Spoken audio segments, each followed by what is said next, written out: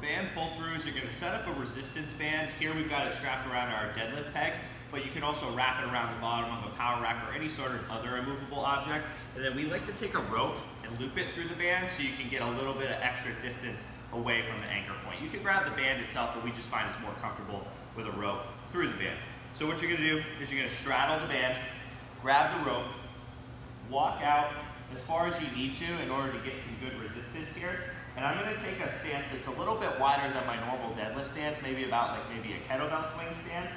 And then I'm going to keep my arms nice and long. I'm going to bend at my knees a little bit.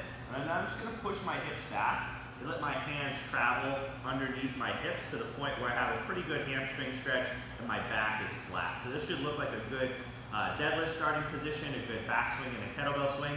And then I'm going to stand up, lock my legs and squeeze my glutes, pushing my hips through to finish the exercise. So sitting back, letting the band pull me into a good hinge position, and then stand up and lock out. A couple of things I don't want to do here. I don't want to squat into it, and the band is useful here to help you feel that, because if I'm squatting into it, I'm going to feel like the band just wants to pull my hands back awkwardly.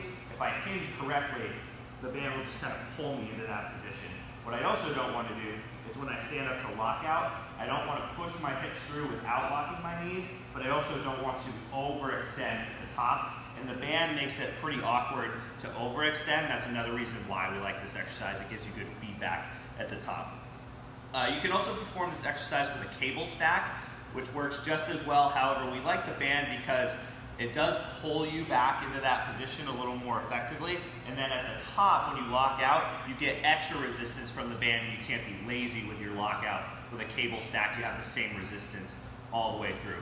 Now, this is a great exercise to use maybe at the beginning of a deadlifting session to kind of pattern that hip hinge and get into your hips and feel your hamstrings load up. You can also use it as an accessory exercise, typically for higher reps to kind of drive hypertrophy of the glutes and the hamstrings.